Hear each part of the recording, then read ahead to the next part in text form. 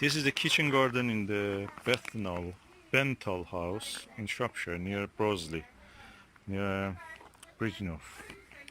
And what you see here is a brassica, probably cabbages or other things, or kale. These have been harvested or picked by the pigeons. Lettuce. Is there any lettuce? I don't think that's lettuce. Lettuces are those ones, red ones, and other ones which are gradually going to seed. I see some kale at the end. What you can see here, lots of beautiful, sweet peas. Beautiful sweet peas. Oh, the smell of them. And lots of runner beans. And they made the X formation, so it's easy to come and just pick the ones that you want. They're hanging here. That's the X formation. This one looks like a different variety, only butter beans. You know that in no part of the world except Britain, they eat the runner beans. Yeah, that's true. Anyway, beautiful. This is lovage. Have been harvested.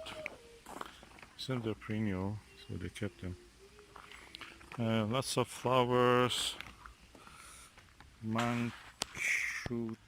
Do not touch. Monk shoot. Do not touch. I suppose that one is monk shoot. This one, Echinacea green wizard. Echinacea green wizard. Lots of onion here. Shallots. Onion carmen. Carmen kind of red, but it must be. Onions carmen. They're quite behind our onions in a way. Onions Hercules. And shallots again there. So it's beautiful to know that they have some onions anyway. It was a kitchen garden originally. So we have here some parsnip growing in a row. We have here beetroot, lots of it.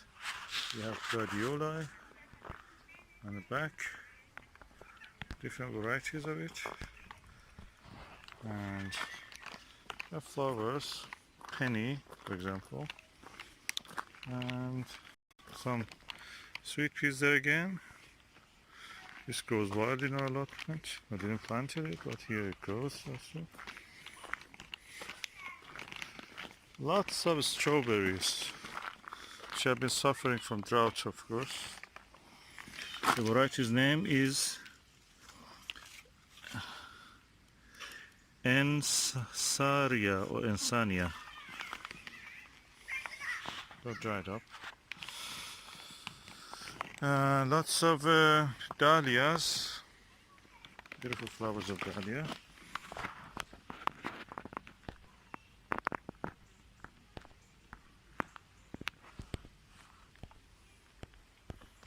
Lots of lovely dahlias here. There's a dahlia bed.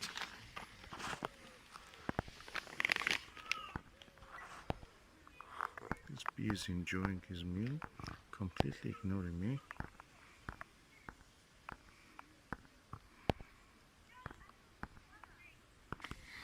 Then after that dahlia bed, we come to the raspberry bed. And it's nicely laid out in a way that you can go between them and just harvest the raspberry. They have been harvested, I can see. Oh no, some of them are in flower. These are the autumn ones. Yeah, as you can see here, some of them are ready, summer one. Some of them are probably autumn ones. Beautiful. At the end you can see some plum or gauge.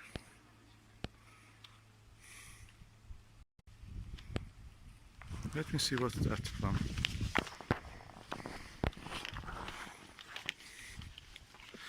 That's a beautiful gauge. Yeah. Unfortunately no name. What is gauge? Another gauge there. They have been trained on the wall. Full of lovely gauge. Doesn't matter if small or anything. You can just enjoy them. I don't like thinning them unless you really have to, because they may break your branches. Lots of apples on apple trees. And a lovely environment to come and have a little rest. We continue our tour. There's a rose bed. Oh, beautiful. Let's just see if these roses have any smell. Yeah, very faint smell. Pleasant, faint. Some sunflowers. I think those ones are currant. And here we have some probably rhubarb. This is rhubarb coursing pot. That's probably is red currant. Oh, a little enclosed garden here.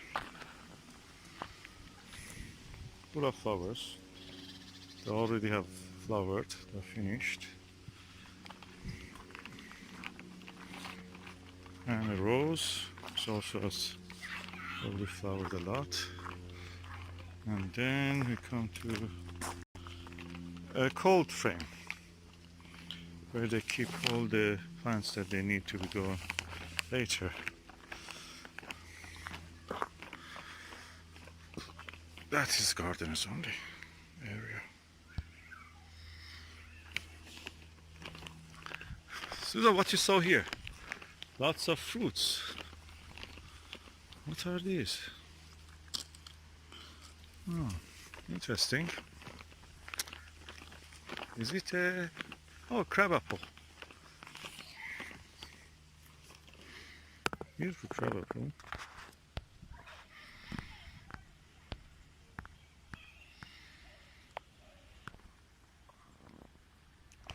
And there's a beehive here, so the bees we saw are probably coming from here. This row is all crab apple. So we continued that way, and if you follow it, it goes to that crab apple we saw. These are crab apple. What are these? This is also crab apple. They're good flower for bees and also fruit for the other animals. Okay, this is a row of nature apples. As you can see, some of them have labels. Beauty of Bath. And as you can see, beauty of Bath, the apples have fallen. This is the beauty of Bath. So the apples are falling. So we can actually have a tasting of the beauty of Bath.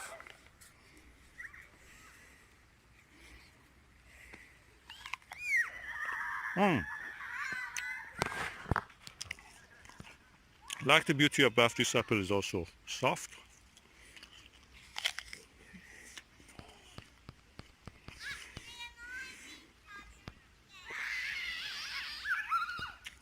Taste apple.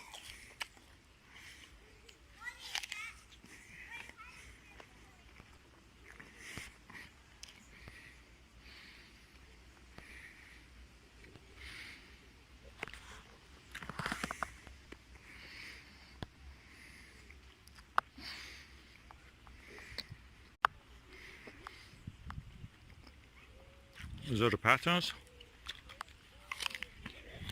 Not very sweet. I like it because it's soft. It's easy to eat. And this is the first apple of this year, so it's practically full. And I expect in August they will fall.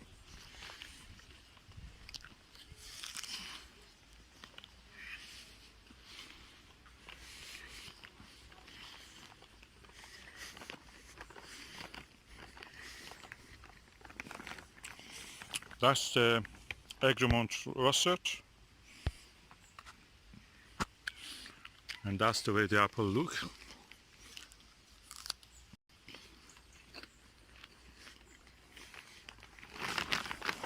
This is one apple which has fallen here. Oh, that's discovery.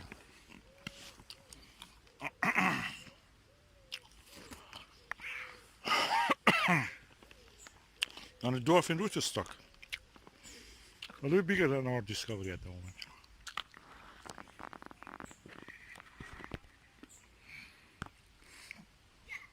This one is called Claygate Pearman.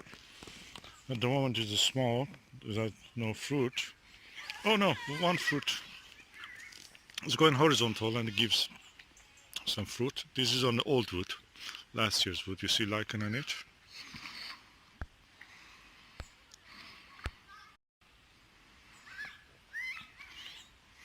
They're quite middle or late season.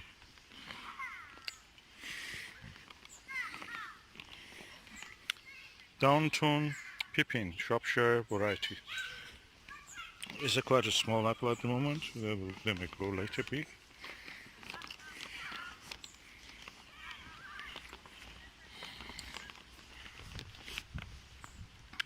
Devonshire Corendon, upright, vigorous tree. But if you want to give fruit, you should go a little bit horizontal. The leaves should go a little bit at an angle.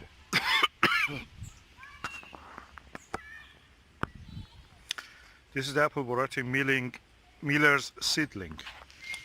And as you can see, it's a quite established apple, full of fruits. Some of them have a scab, but the rest of them look alright. They are either cooking apple or late variety apple. They are quite small at this stage. Adjacent to it is the Lane Preeny Alban or Albert. Oh, Lane's Prince Albert. Oh, Lane's Prince Albert. Yeah, a little bit damaged that part. So the apple looked like this, Lane's Prince Albert.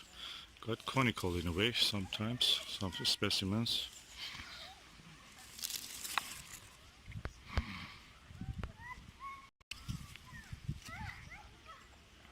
It's conical. And it's a Cox.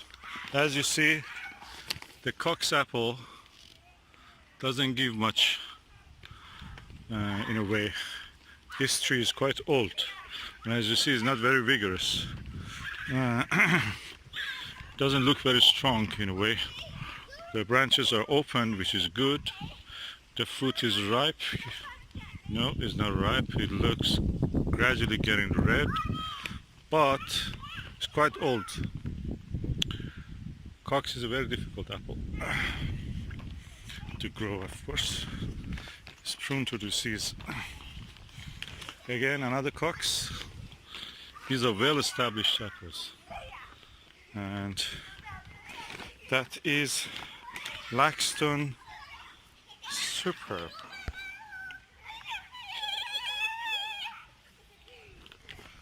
And Laxton Superb at this stage is large relatively, but some of it is turning toward the sun, which is getting red. The rest of them are green, so it is a mid or to late season. And it's quite larger specimen. Again, Cox. As you see, Cox is not very vigorous. His name suggests, and it's also a spur bearer. So it just grows on the tip of the branches. Difficult to grow.